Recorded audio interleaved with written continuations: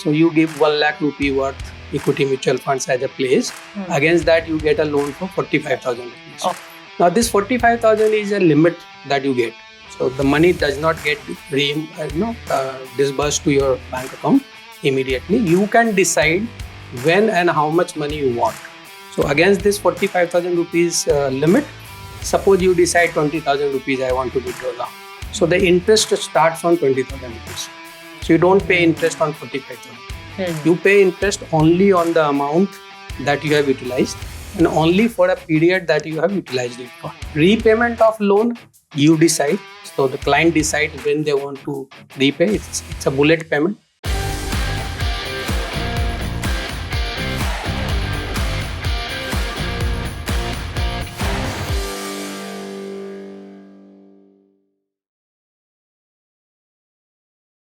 Hello and welcome to Market Pillars Uncovered.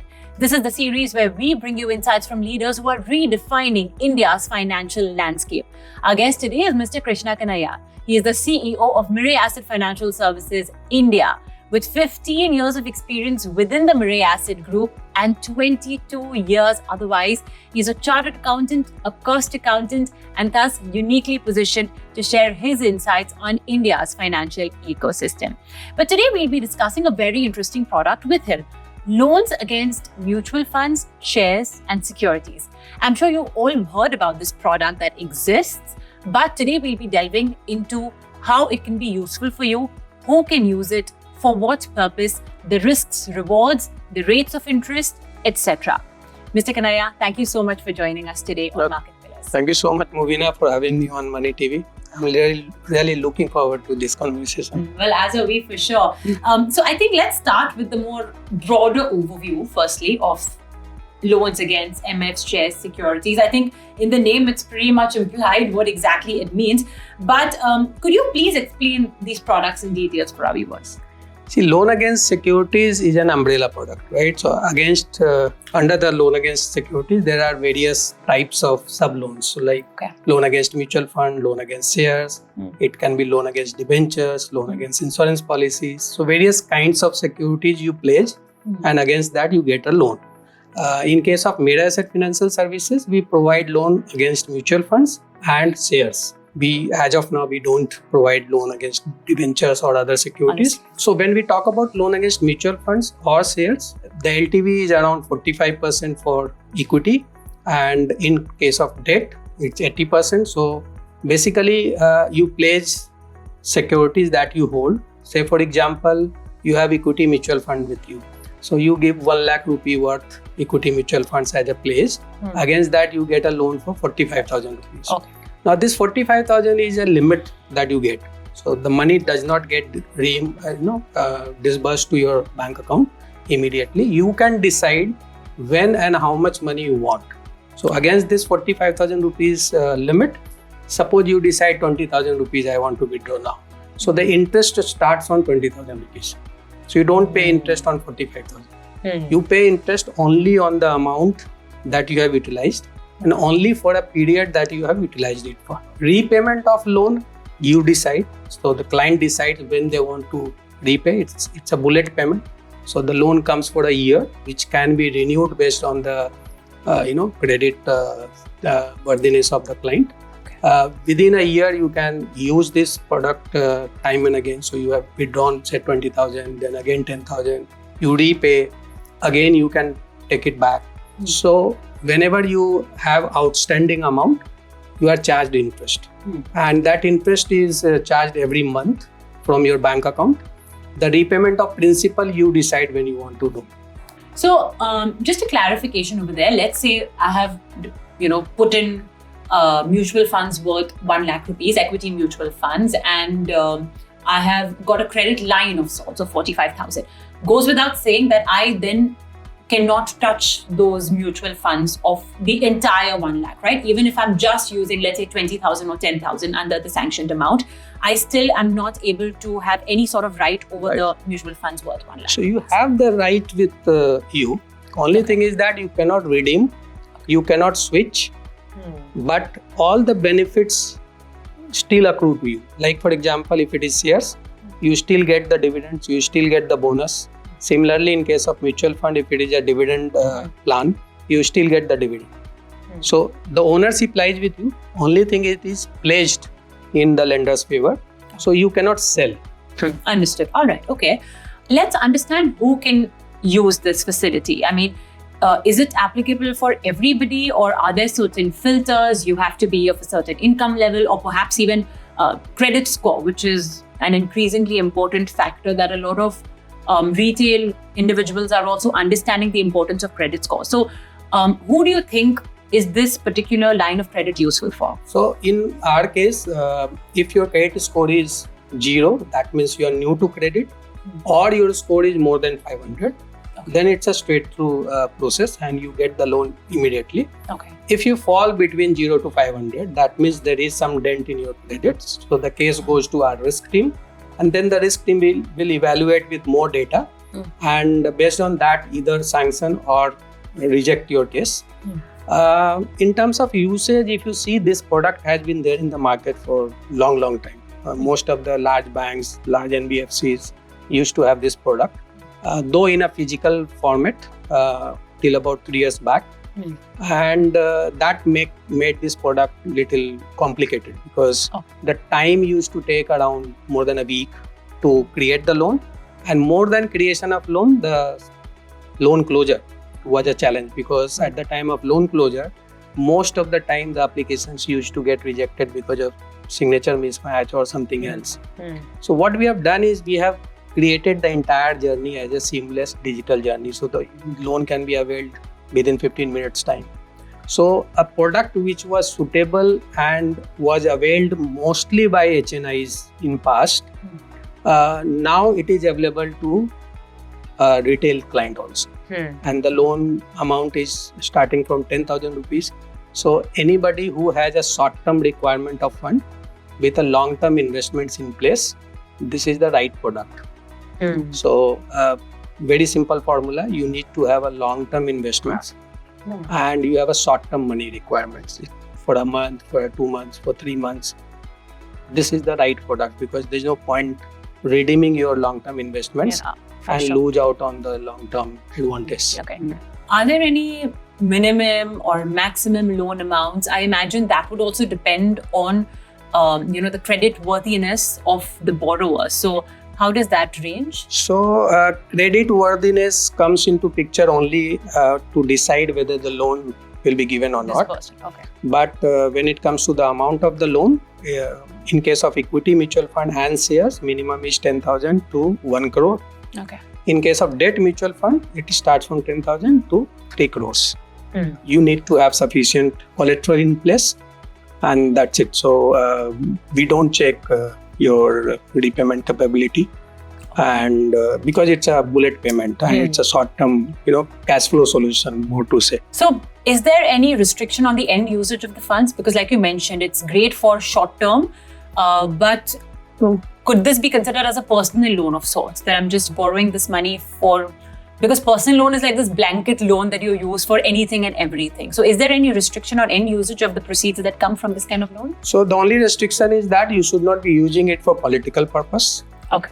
And we discourage clients for using it in capital market. This product is not suitable for that. Okay. Other than that, you can use it for various reasons. It can be for school fee payment, insurance payment, your short-term money requirement like home repair, office repair. You want to take a trip somewhere and you're falling short of money now. You are expecting some flows in subsequent months. So all kind of requirements which are short-term in nature. Like for example, you should not be taking this loan to buy a house. Okay. Because then you will carry on with this loan for a longer period, which is not right for this product. So I will just reiterate again, requirements should be short-term in nature, maximum up to a year. Then this product is suitable.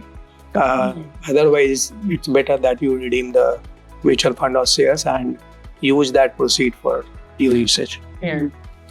Okay, let's talk rate of interest, because I think one of the key, positives about this is that you have your assets, you're just putting it against, you're not losing out on the potential wealth creation aspect of the asset that you're depositing with the institution. More often than not, what happens is interest rates are so high, but at the same time, individuals have money in FDs, etc. And right there, you can see that there's this negative arbitrage that's eating into your wealth. But in this case, of course, there is that added advantage. So let's talk about rate of interest then. See, in the market, the rate of interest ranges from 9.5% to 11-12%, depending on the credibility of the client, depending on lender to lender, and within lender also.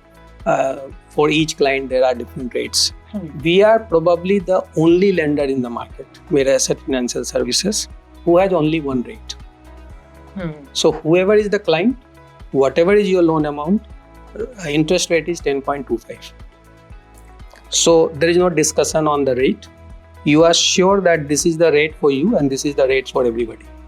I think that is a unique proposition that we brings out to the market. Because you are sure, we are very much transparent on our lending process, interest rate, as well as processing fee. So it's a single interest rate, single processing fee loan. Just to clarify again, yes, the mutual funds would be in, the institution's possession or in your possession. But let's say if I've taken a dividend option of an equity MF or of any shares for that matter, the dividends will continue getting credited in my bank account, my designated bank DP account or your in your DP account, right? So in terms of that, I just want to understand that, and of course, interest rates are also relatively lower compared to maybe any other personal loan that you would go for out there in the bank. Where is the risk there? I just need to understand that, because it seems like a very fair thing to do, because you still have ownership of your MF. So tomorrow, even if the NAV keeps going up, the benefit will still accrue to you, because 1 year later, after you repay, you will get your MFs back. So I just want to understand risk reward. How does it pit against a personal loan or any other kind of loan, a gold loan as well? Right. So see, this product is good if you are using it for short term, first of all, and you have a long-term investments, right? There are times when people feel, okay, I will be earning 14-15% on equity investments, whether it is shares or say equity mutual fund, which in long term is okay. But if you don't have a view on your investment, suppose you have invested and you don't have long-term vision for your investment, you might be redeeming in 6 months or a year, right? Then this loan is not suitable, because in short term, the market can behave in a very different way. It can be volatile, it can go down also, right? But in longer term, we all know that more or less market will give you a decent return. In that case, it works fine. So the risk is, if you are trying to play the arbitrage between the income and the interest that is getting charged on the loan, you might get into trouble. So you should look at this as a cash flow solution, not a loan. To me, it is a cash flow solution. In India, bulk of the investors have started investing in last 5 years. And that can be seen in the growth of SIP book. The industry SIP book, I think in last 5 years has grown multiple times, right? And that is the long-term asset. Normally, somebody is investing through SIP is for long-term. Ultimately, whether the guy remains long-term or not, it's a different story. But the investor starts with a long-term mind. Now, that much asset is lying unutilized, which can be pledged, and a cash flow solution can be worked out through one against mutual fund. So if you use it judiciously, I don't see a risk. But if you try to earn out of it through arbitrage, sometimes you might get into trouble. Raises another question in my mind.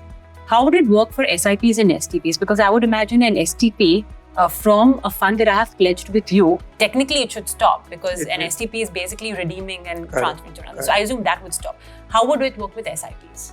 So the new flows that comes into your folio, that remains unpledged. So that does not get pledged. Understood. The pledged units are only units which you have categorically placed at the time of taking loan. So suppose you have accumulated 100 units over a period of 2 years, and you are pledging that units with us to take a loan, and subsequent units that you get through SIP, monthly SIP, that remains unpledged. So that is out of the pledged portfolio. You can sell, you can switch, you can do whatever with that unit. Similarly, in case of STP, if you have an STP from a fund which you have pledged, till the time you have surplus units with you, that STP will work. The moment you hit the ceiling, means you have reduced it to the units which are all pledged to the lender, your STP will not work. All right, understood. I think that clears up just that last bit of doubt as well that people may have, because mutual fund as a product and the different tools with which you can invest in MFs as well are they're so innovative, right? With STPs and all of that. So considering we are adding one more additional feature to the world of mutual funds, I'm sure this could be a question that people have. I just want to shift gears a little bit and ask you a little bit about India's economic journey. You yourself mentioned, right, the last couple of years, it's been wonderful, and everybody wants to take part. We're seeing it through the contributions coming in via SIPs itself. So last few years have been wonderful. Do you think we can continue this pace over the next couple? See, though I am not an expert on country's economy, but if you look at some of the numbers, we are expected to grow at 6.5% GDP growth I'm talking about, and that supported with infrastructure push by government, manufacturing reforms, very recently GST reforms. If we consider all this and also the inflation which is around 4%, which is RBI's comfort level. So considering all these aspects, not 5 years, I feel next 10 years is India's years. Only thing that if you ask me, I would be worried about an unstable central government. So if we have a stable central government for next 10 years, I think India economy will do well. And what it means for lenders like us is it gives enough opportunity for us in the retail as well as small enterprise credit offtake, because this is the area that will do well. I expect borrowing cost for us should be stable. Regulatory scrutiny will remain. That is good also, because that is needed. And we all have seen in 2008 how India was less impacted compared to the world. I think the credit goes to the regulators. So somebody who has been putting a lot of stress on the risk management and the governance should do well. And Mirae Asset Financial Services, we are putting a lot of stress on risk management, governance, compliances, and we are not in a hurry, but at a good pace we expect to grow. So let's talk a bit about Mirae Assets Group. I mean, there are several verticals. The lending vertical is one. There is the mutual fund one as well. You have I think, brokerage arm as well, if I'm not mistaken. So how do you see all of these different verticals growing, contributing, and gaining as well from the economy that is India? See, if you look at Mirae Asset globally, all these verticals are there in many countries. So we are a financial services house. In India, we started in 2007 with mutual fund. It took us around 8 to 10 years to become little meaningful in that sector. Now we are, I think, 8th or 9th ranked asset managers with over 2 lakh crores of AUM. Over a period, then we got into broking in 2017. Very recently, we acquired Sher Khan Broking. With that acquisition, we are amongst the top 10 players in the broking side of as well.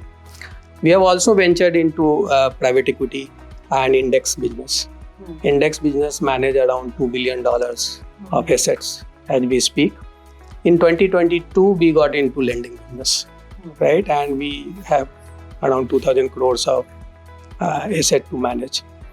Basically, the philosophy of the group is to get into a business when we feel and when we are confident that we can provide innovative solutions to the client and we can become a meaningful player in that field. Then we get into the business. Okay. And that is true for all the businesses. Now I think with all these businesses around, we are a one-stop shop for clients. I think except insurance, Yeah. which is a very different ball game. Yeah. But otherwise, yeah, we are a full-fledged financial services house now in India. Okay. And what about you? I'd love to hear on your career path, because you are a chartered accountant, you're a cost accountant, and then I think you found yourself providing innovative solutions in the financial services industry. So let's hear from you on how your own career path has progressed. See, I come from a business family. I never wanted to be a chartered accountant. In fact, I had missed one term because I did not register myself. Okay. But then after a lot of thought, I thought this is the safest bet for me at that time, and I did my chartered accountancy. From day one, I always maintained I am a CA by default. And for first 22 years, I was into finance, did considerably well, I would say. And I feel I am fortunate that early in my career, I got some of the opportunity to lead the business. So like in Ambuja, I built 89 Cinema Multiplex in Calcutta. Then moved to Mumbai, and Mirae Asset I joined in 2007. So I was the founding member of Mirae Asset Mutual Fund. We got the license. Then we set up a broking business. And now when the company decided to get into lending, I am now moved to the lending side and trying to build an NBFC which is transparent and providing innovative solutions to the client. Mm-hmm. All right, okay. And when you're not doing that, let's understand, what do you do in your free time? Any hobbies? Or if you have time, of course, to indulge in those. Anything that you like doing in your personal time off? I love traveling. Okay. So you give me a chance and I would say, okay, let's go somewhere. So traveling does not mean a long term, 10 days, 8 days. It can be one day also. Oh. So it not only calms me down, it re-energizes me basically. Yeah. So sometimes when I don't feel good, sometimes I feel I'm sick. The moment I'm out of house, I feel all good. Yeah. So traveling is something that I like. But more than traveling, I think I'm more focused on the planning of the travel. Okay. So by the time actually I land up in the place, in my mind I would have traveled. Okay. So that I think is something very unique to me, that I plan a lot, especially for a travel which is 4-5 days plus. Far away, yeah. Any recent destination, any favorite holiday destination? I am a mountain person, so I don't like beaches, but I like mountains. Europe, some of the countries I like. I would like to go back again and again. Yeah. Not only because it's beautiful, there are many beautiful places in India which are maybe better than that. But the seamless travel experience that you get, because I feel here when I travel, by the time I reach the destination, I am exhausted. A lot of volatility in your journey. Correct. So here, that it's like water flowing. So you don't need to think much. You are just going with the flow. And that is what I like about Europe. So there's one thing very obvious, that you're a planner, and I'm sure that kind of sort of flows into your leadership style as well. Do you think you're a hardcore planner? You're planning the next week, perhaps right now as we're having this conversation. Is that kind of like your management style as well? Actually, I never thought about this, but now that you are talking about it, I've started feeling that yes, this is very much similar, because I put a lot of time and effort in planning, and after that it's for the team to execute, and then I'm not much into it. But planning is something that I normally don't trust. Okay. So I would get into it in details. For any of our young viewers watching who are perhaps considering entering the field that you're in, financial services, any advice you'd like to give them? Perhaps something that they should equip themselves with today, which maybe when you started your career was not needed? See, not only financial services, any industry if you want to get in, you need to follow your instinct. See, I am a very instinctive person. And I feel everybody has it. Only thing is that you have to recognize it. By practice, you can do that. So, and especially in financial services, if we talk about it, it's a fiduciary responsibility that you carry. Especially in the, say, if you are on the money management side, because you are managing somebody else's fund. So, you have added responsibility to take care of that money. So, there is no scope for adventure here. It's a very boring job. The more boring you make it, I'm copying it from our AMC CEO Swarup Mohanty, who always says, make it more boring. Right? Somebody had told me in my early days, don't go where the path may lead. Go instead where there is no path and leave a trail. So that is what I have been doing. I have done a lot of things which were not natural to my qualification or the experience. So my suggestion is, don't be afraid. Take risk. Not taking risk is the biggest risk.